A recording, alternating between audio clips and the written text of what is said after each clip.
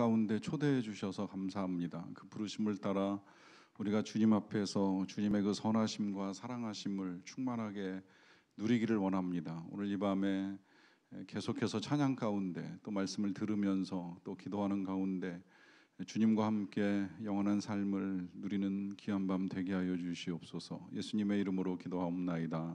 아멘.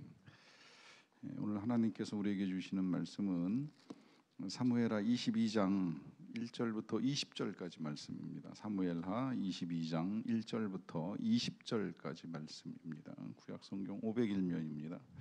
22장 1절부터 20절까지 말씀을 저와 여러분들이 한 절씩 교독하겠습니다.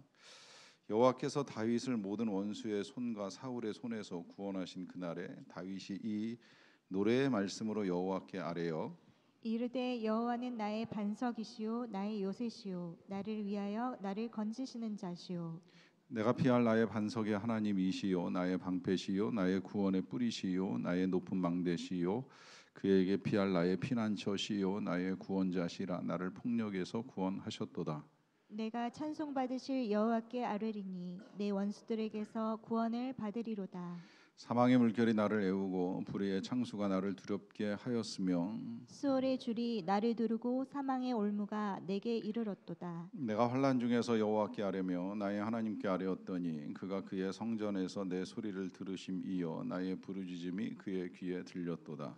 이에 땅이 진동하고 떨며 하늘의 기초가 요동하고 흔들렸으니 그의 진노로 말미암음이로다. 그의 코에서 연기가 오르고 입에서 불이 나와 사름이여 그 불의 숯이 피었도다. 그가 또 하늘을 들이우고 강림하시니 그의 발 아래에는 어두캄캄하였도다. 구름을 타고 나르심이여 바람 날개 위에 나타나셨도다. 그가 흑암 곧 모인 물과 공중의 빽빽한 구름으로 둘린 장막을 삼으시며 그 앞에 있는 광채로 말미암아 숯불이 피었도다. 여호와께서 하늘에서 우레소리를 내시며 지존하신 자가 음성을 내시며 화살을 날려 그들을 흩으시며 번개로 무찌르셨도다. 이럴 때에 여호와의 꾸지람과 콧김으로 말미암아 물밑이 드러나고 세상의 기초가 나타났도다. 그가 위에서 손을 내미사 나를 붙드심이여 많은 물에서 나를 건져내셨도다. 나를 강한 원수와 미워하는 자에게서 건지셨으며 그들은 나보다 강했기 때문이로다. 그들이 나의 재앙의 날에 내게 이르렀으나 여호와께서 나의 의지가 되셨도다. 나를 또 넓은 곳으로 인도하시고 나를 기뻐하심으로 구원하셨도다. 아멘. 아멘. 오늘이 2022년 12월 첫째 주 금요일입니다. 어느새 12월도 거의 다 가고 이제 한 달 채 남지 않았습니다. 한 해를 어떻게 보내셨는지요? 이 한 해 동안에 특별히 붙들고 기도하시던 건 어떤 것이었었고 또 하나님께서 어떤 응답을 하셨는가 먼저 질문을 드립니다. 그런 응답을 경험하시면서 우리 하나님 어떤 분이시다고 생각을 하시는지요? 어떤 때는 응답을 너무 잘해 주셔서 정말 내 기도에 응답하시는 사랑의 하나님으로 이해하고 믿고 계시는지, 아니라면 어떤 기도는 너무 더디고 응답이 없어서 길을 닫고 계신 하나님이라고 생각을 하고 계시는 건 혹시 아닌지요?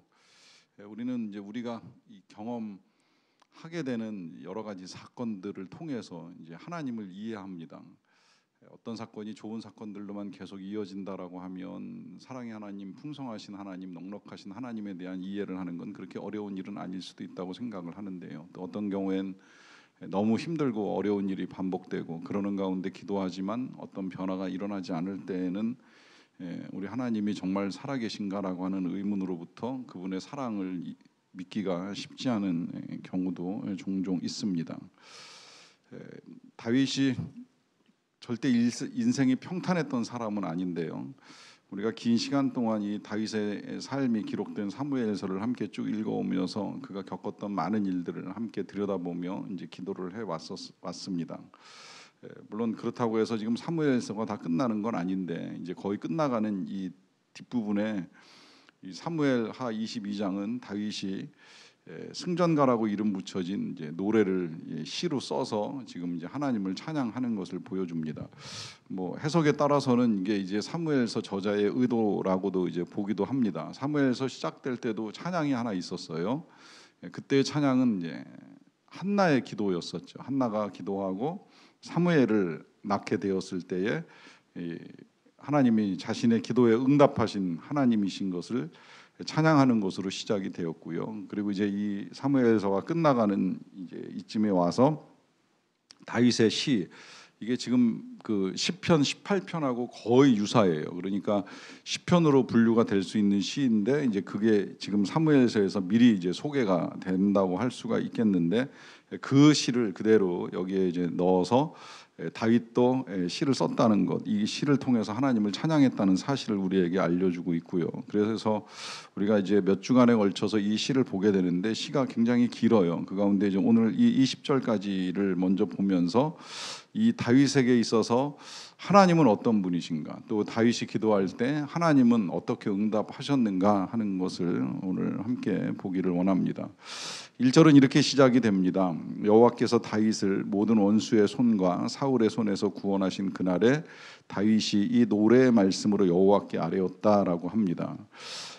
일단 이제 시를 쓴 배경을 좀 소개를 해주고 있는데요. 그 배경은 여호와께서 다윗을 모든 원수와 사울의 손에서 구원하신 날이라고 표현을 하고 있어요. 아마도 인생 말년에 수없이 많은 전쟁을 치르고 난 이후에 그 전쟁으로부터 살아남게 된 다윗이 그동안에 이제 하나님의 은혜를 돌아보고 헤아리면서 이 시를 쓰지 않았을까, 이제 이렇게 이해할 수 있습니다. 그런데 여기서 지금 이제 눈여겨볼 표현 가운데 한 가지는 모든 원수의 손과 사울의 손이라고 표현을 하고 있어요.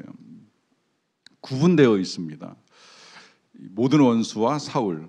어떻게 보면 사울도 원수 아닙니까? 이 사울이 다윗에게 있어서 굉장히 힘들었던 사람 중에 한 명일 수 있잖아요.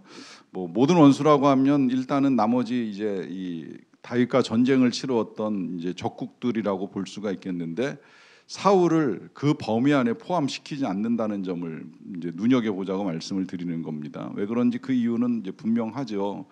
이 다른 나라 사람 같은 경우에는 다윗에게 있어서는 원수일지 모르겠지만 이제 사울은 그의 원수가 될 수 없다는 겁니다. 그가 아무리 다윗을 괴롭히고 다윗을 힘들게 한 사람이라고 할지라도 성경이나 다윗은 사울을 다윗과 대적 관계에 놓지 않습니다. 또 실제로 이 다윗도 사울에 의해서 쫓겨다니는 그 여러 차례의 시간 동안 이 사울을 원수로 여기지 않고 하나님의 기름 부으신 자로 여겼기 때문에 그를 죽일 만한 기회를 몇 차례 만났을 때에도 그를 해하지 않고 그를 돌려보내면서 그가 한 일들을 이제 돌아볼 수 있게 하잖아요. 여기서 이제 1차적으로 우리 다윗이 이 사람을 대하는 태도를 보게 되는데, 이건 지금 다윗이 이제 구약 시대의 사람들을 대하는 태도라고 한다면 실은 우리는 이제 이 이상으로 지금 나아가야 돼요. 구약 시대에는 이스라엘을 제외한 모든 민족들은 다 이제 원수였어요. 어떻게 해서 특히 이제 가나안 7부족 같은 경우에는 무조건 쳐서 무찔러야 되는 이제 원수 중에서도 가장 큰 원수들이었었죠. 그런데 이 다윗은 아무리 자기를 힘들게 하고 괴롭힌 사울이라 할지라도 그를 원수의 범주 안에 포함시키지 않는다는 거예요.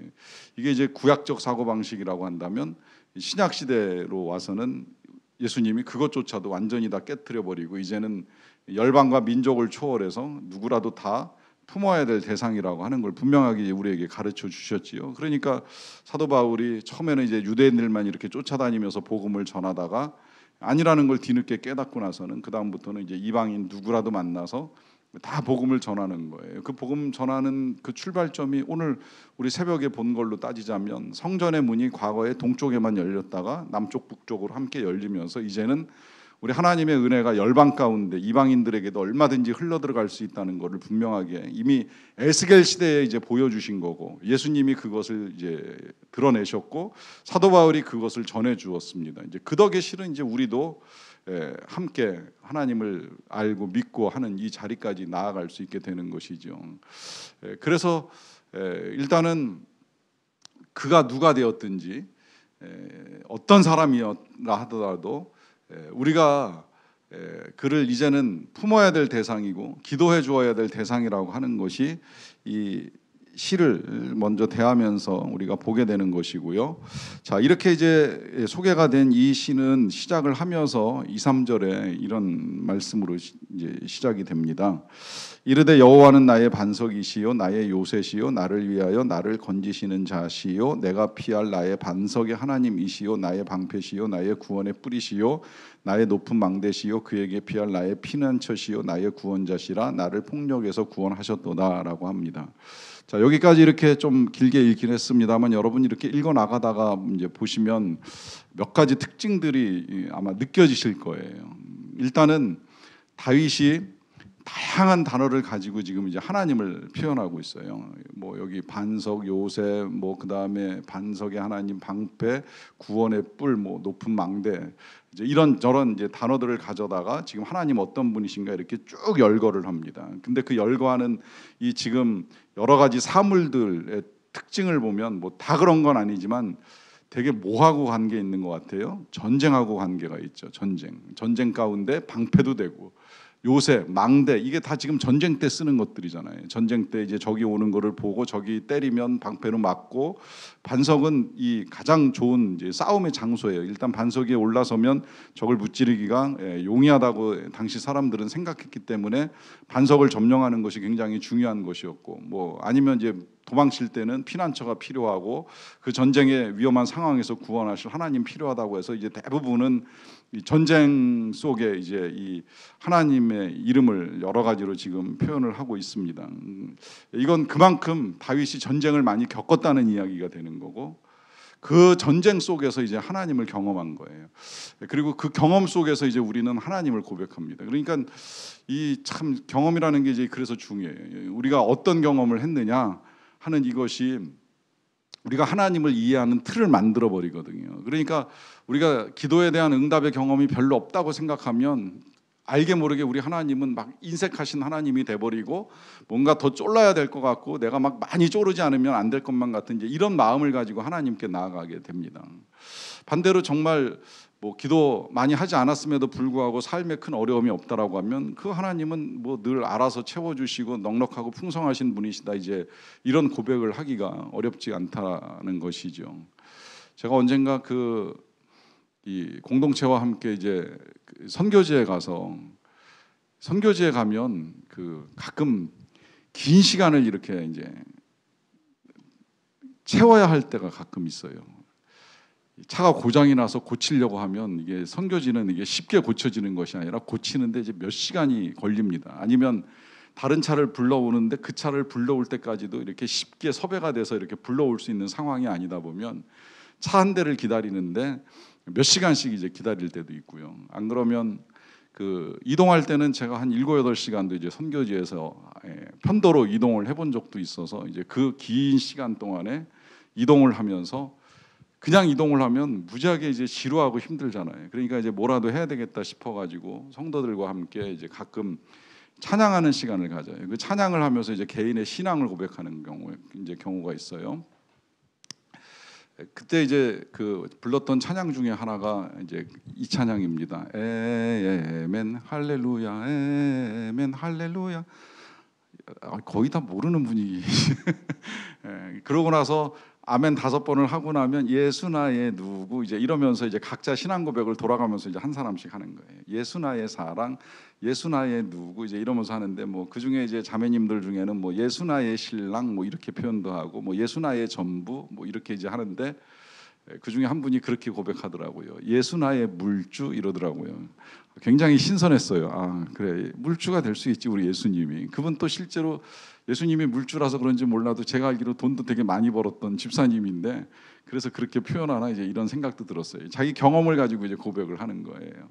자, 이런 식으로 이제 각자가 경험한 것을 가지고 하나님을 이해하게 되는데 다윗에게 있어서는 지금 이제 전쟁터에서 이제 하나님을 계속 경험하다 보니까 지금 이 전쟁 용어들을 가지고 하나님을 표현을 합니다. 눈여겨 보는 이유는 그렇다면 여러분들의 하나님은 어떻게 표현하시겠습니까? 누구십니까? 무엇입니까? 여러분들도 여러분들의 고백을 가지셔야 돼요. 정말 나의 하나님은 누구신가? 특히 지금 여기서 중요한 건 이 다윗이 여러 하나님의 이름을 거명하면서도 꼭 놓치지 않는 수식어가 있죠. 그것은 이제 나의라고 하는 이제 1인칭 소유격입니다. 그는 누군가의 반석, 누군가의 피난처가 아니라 바로 나의 반석, 나의 피난처, 나의 망대, 나의 구원자, 나를 폭력에서 구원하셨도다라고 하면서 이 모든 능력과 힘과 권세를 가지신 이 굳건하신 하나님이 나에게 역사하신 하나님이시라는 사실을 고백하고 있습니다. 자, 그러면 이제 중요한 건 그가 왜 이런 고백을 할 수 있었는가 하는 것이 이제 되게 중요한데요. 자, 일단 그렇게 고백을 하는 이유가 6절과 7절에서 나타난다고 볼 수가 있겠는데요. 5절하고 6절입니다. 사망의 물결이 나를 애우고 불의의 창수가 나를 두렵게 하였으며 스올의 줄이 나를 두르고 사망의 올무가 내게 이르렀도다라고 고백을 합니다. 자, 여기 보시면 지금 이제 어떻게 보면 다윗이 겪고 있었던 상황들이라고 할 수가 있겠는데 그 상황들이 사망의 물결, 불의의 창수, 스올의 줄, 사망의 올무라고 이제 표현을 하고 있어요. 사망의 물결은 말 그대로 이제 이 물처럼 밀려 들어오는 이제 죽음의 그림자를 이제 경험하는 거예요. 아, 이 물에 휩쓸리면 죽을 것만 같다, 이제 이런 생각을 하는 거죠. 근데 그것도 이제 불의의 창수라고 표현을 하게 되면 뭔가 부당한 일에 의해서 죽음을 당할 것만 같은 이제 그런 억울함이 좀 담겨 있는 겁니다. 실제로 다윗은 이 사울이 추격하고 쫓아올 때는 그야말로 불의의 창수예요. 뭘 잘못했다고. 나라 위에 전쟁터 나가고 왕 위에 수금 켜는 거 말고는 한 일이 없는데 그런 이 다윗에게 이 사울이 3,000명의 군사를 이끌고 잡으러 온다라고 하는 이 소식이 들려올 때는 이건 정말 불의한 일이고 부당한 일인데 그 불의하고 부당한 일이 물결처럼 이제 쏟아지는 듯이 밀려오다 보니까 이 불의의 창수가 나를 두렵게 하였다라고 하면서 고백을 합니다. 나도 정말 무서웠다. 나도 두려웠다. 자, 스올의 줄, 스올은 되게 이제 지옥으로 우리가 이해를 많이 하고 있는데 이 스올의 줄이라고 하는 건 그 뒤에 사망의 올무하고 그냥 엮어서 우리가 이해를 하자라고 하면 뭔가 이 붙잡는 낚싯바늘 같은 걸로 탁 채가지고 아주 위험하고 지독한 곳으로 이제 떨어뜨리고자 하는 그런 상황이 전개되고 있다라고 하는 거예요. 한마디로 말하면 말로 다 표현을 할 수 없는 이 고통의 상황에 놓여 있었다라고 하는 것이죠. 자, 이런 상황 뭐 다윗만 겪는 것은 아니라고 생각을 합니다. 또 사람마다 그 상황에 대한 느낌과 이해는 달라서 혹시라도 뭐 이 자리에 지금 내가 그런 것 같아, 내가 진짜 사망의 물결이 날 뒤덮는 것 같고 불의의 창수가 내 마음을 얼마나 힘들게 하는지 몰라라고 말씀하시는 분도 계실 수 있다고 생각을 합니다. 비록 우리가 겪어나가는 상황은 전쟁이나 분쟁의 상황은 아닐지라도 우리가 겪는 일들에 따라서는 정말 이거 요새 사는 게 영 지옥일세 이제 이런 탄식을 할 수도 있다라고 하는 생각을 합니다. 중요한 건 그런 일들이 그렇게 밀려 들어올 때 이제 우리가 어떻게 해야 되는가 하는 것이 그 뒤에 이제 7절에서 다윗이 보여주는데요. 내가 환난 중에서 여호와께 아뢰며 나의 하나님께 아뢰었더니 그가 그의 성전에서 내 소리를 들으시며 나의 부르짖음이 그의 귀에 들렸도다라고 합니다.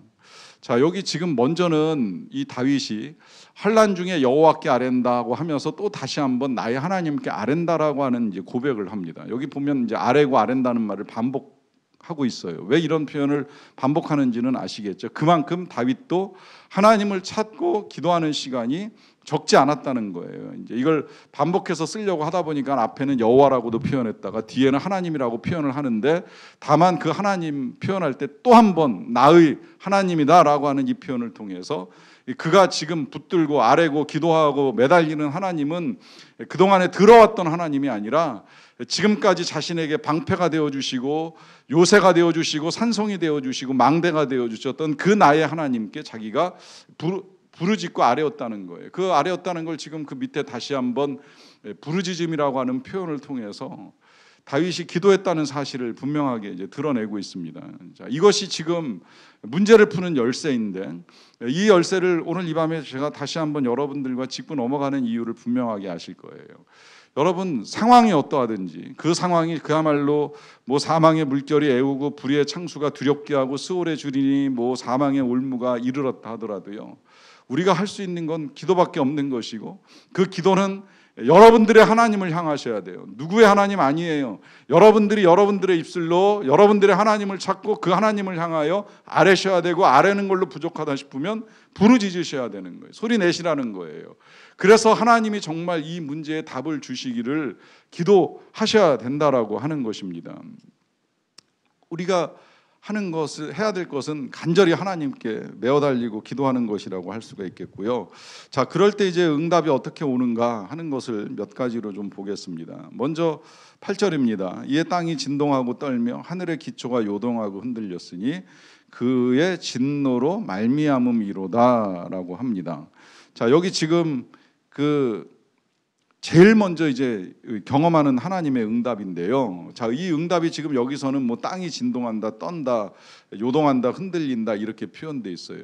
여러분 이런 표현 보신 기억 있으실 거예요. 어디서 보셨어요? 시내산에 우리 하나님 강림하실 때 이제 이런 설명이 쭉 있었잖아요. 자, 이게 하나님이 이제 임재하시는 증거로 설명되는 내용이라고도 할 수 있고, 또 실제로도 일어나는 현상이라고도 할 수 있겠는데, 중요한 건 그런 현상이 나타나든지 아니 나타나든지 우리가 기도할 때 제일 먼저 하나님의 반응은 하나님의 임재로 이제 우리에게 나타난다는 거예요. 하나님이 임하시는 거죠. 아니, 조금 더 정확하게 표현을 해드리자면 이미 하나님은 임재하고 계시고 우리가 이제 그 사실을 깨닫는 거예요. 이거 굉장히 중요합니다. 기왕이면 뭐 우리가 하나님의 임재를 구하는 기도를 드릴 수는 있지만, 조금 더 정확하게 표현을 하자 그러면 이미 임재하고 계시는 하나님을 내가 알 수 있게 해달라고 기도를 하는 것이 더 정확한 거죠. 이게 이제 예를 들어 말씀드리자면 이런 거예요. 우리가 이제 금요일마다 여기 와서 이렇게 이제 기도회 하게 되면 제일 먼저 찬양하고 나서 그 다음에 이제 말씀 듣고 기도하는데, 우리가 찬양을 하기 시작하면 이제 그때 하나님이 하늘에서부터 이렇게 보시다가 내려오셔가지고 우리의 찬양을 보시고 받으시는 게 아니잖아요. 순서가 그렇게 되는 거 아닌 거 알고 계시죠? 이미 하나님은 여기서 우리를 기다리고 계셨고, 그렇기 때문에 우리가 여기 와서 찬양을 하면 하나님이 이미 이제 오셔서 찬양을 받고 계시는 거고, 그 받고 계시는 하나님을 우리가 알게 되는 것이지, 우리가 찬양을 하는 중에 서서히 오셔가지고 이제 우리 한 3곡쯤 하고 나면 이제 그때 임재하셔가지고 무슨 이제 역사가 나타나고 하는 게 절대 아니라는 거예요. 그렇죠? 이해가 되시죠? 이게 맞죠? 그러니까 하나님은 임재하시는 거예요. 언제든 임재하고 계셨어요.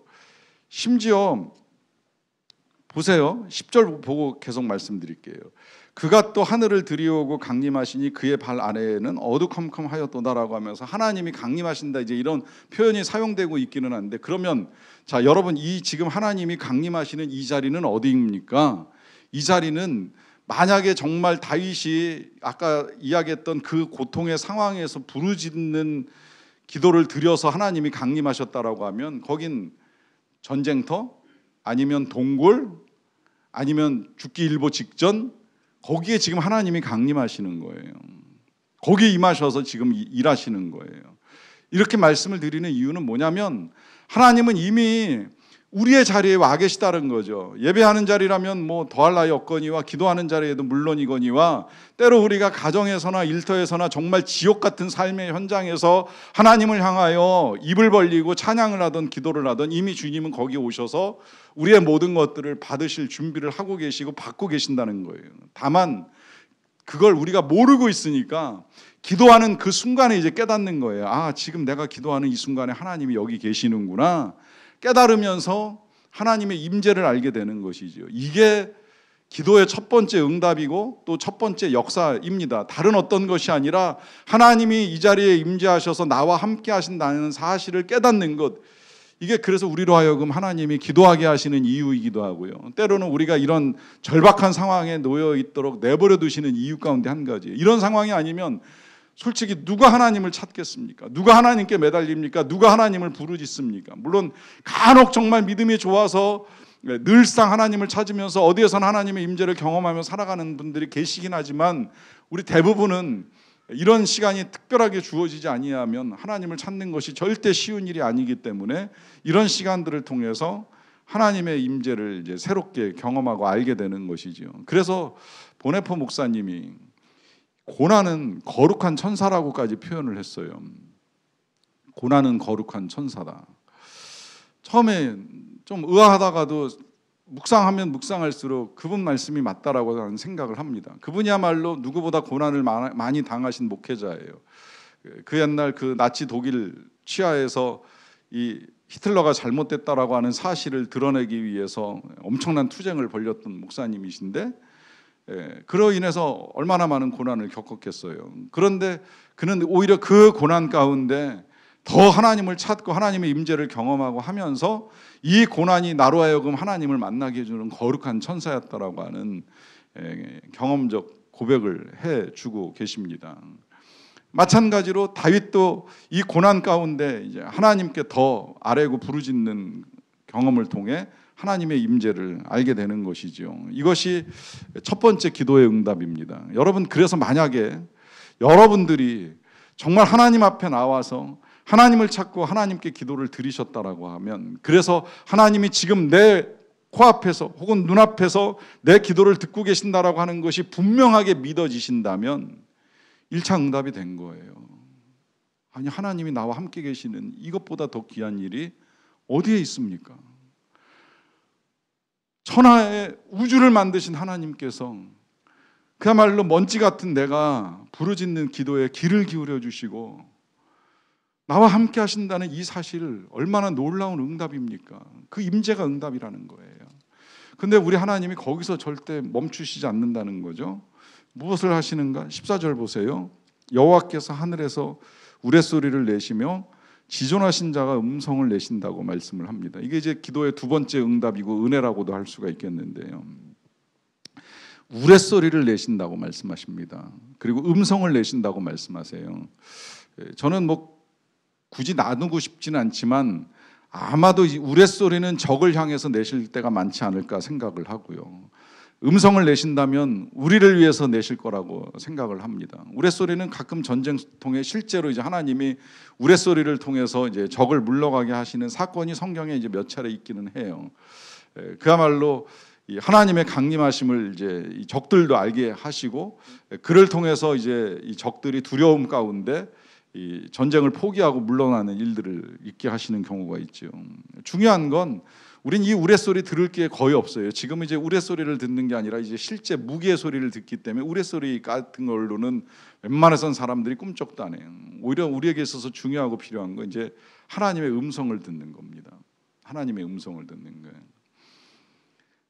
이게 우리 하나님께서 대화적 존재로 사람을 만드시고, 하나님이 원래 이제 소통하는 분이시잖아요. 이 삼위일체가 우리를 만드신 이유 중에 하나가 너무 세 분 사이에 이 친밀함이 깊어지고 사랑이 깊고 이제 대화가 깊으시다 보니까 그 사랑의 열매로 사람을 창조하시기로 결정하시고 사람들을 똑같이 하나님처럼 소통하는 존재로 만드셨어요.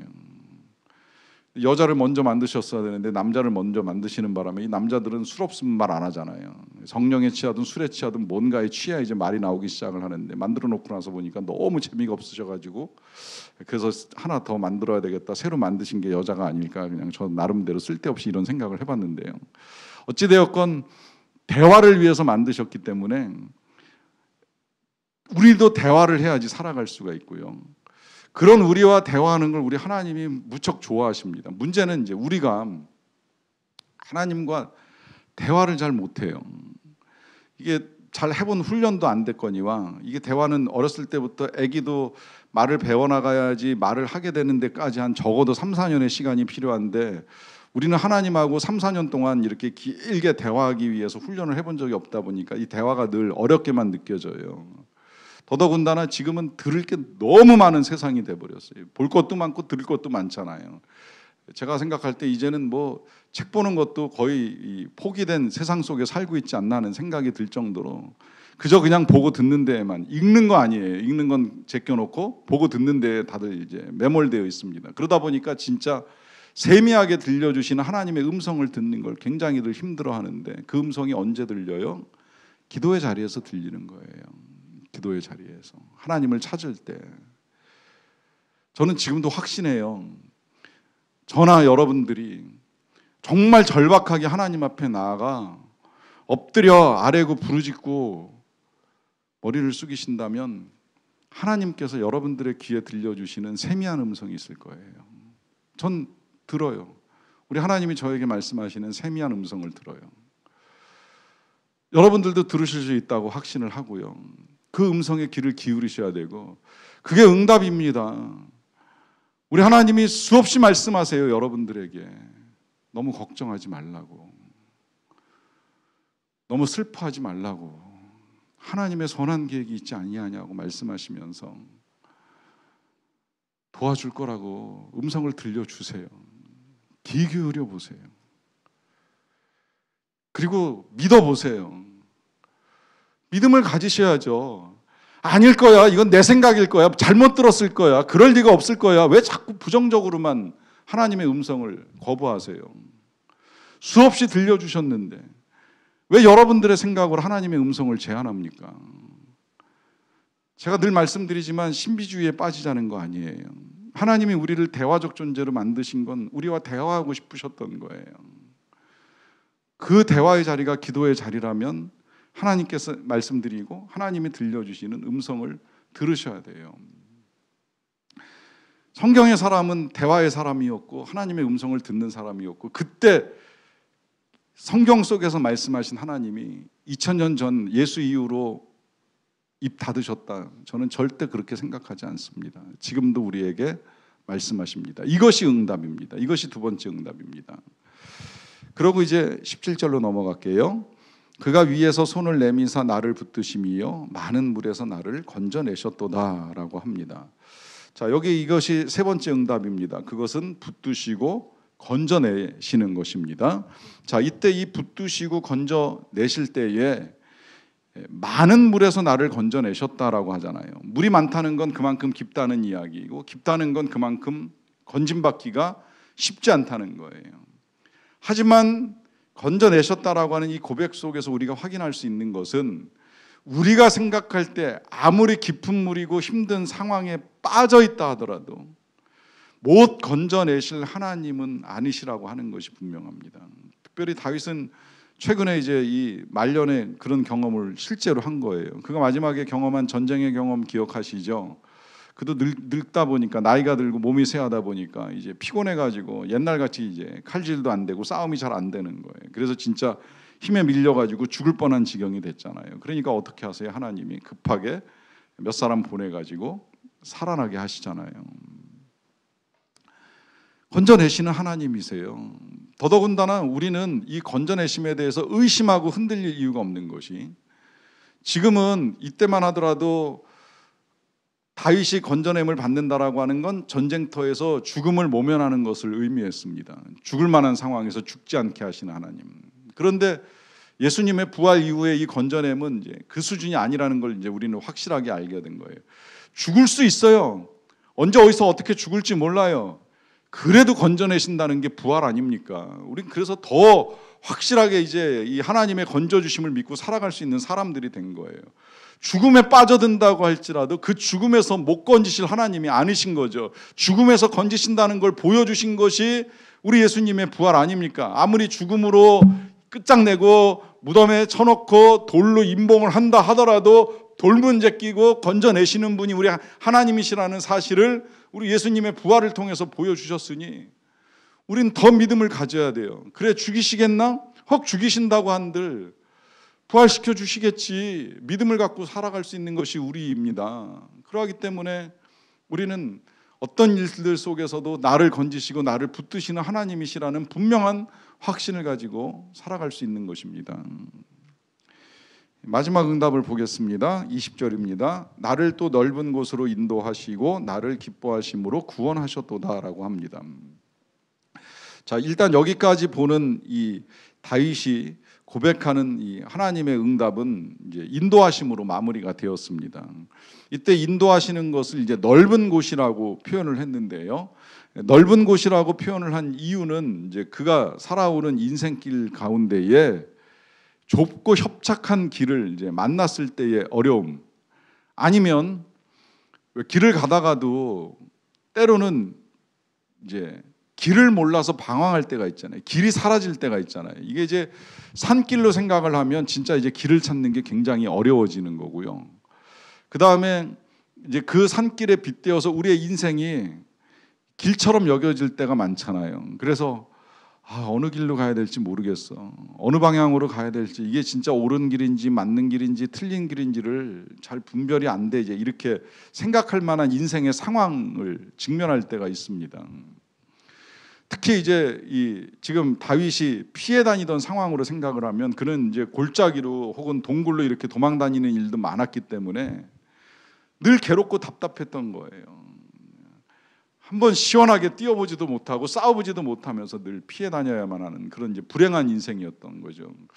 거기에 이제 상대적으로 넓은 길이라고 하는 건 방황할 일이 없는 거예요. 헤매고 찾을 일도 없는 거예요. 이 길은 다시 말하면 안전한 길이고 평화의 길입니다. 이건 우리 주님이 말씀하신 좁은 길, 넓은 길의 개념하고 같이 빗대어서 생각하면 안 돼요.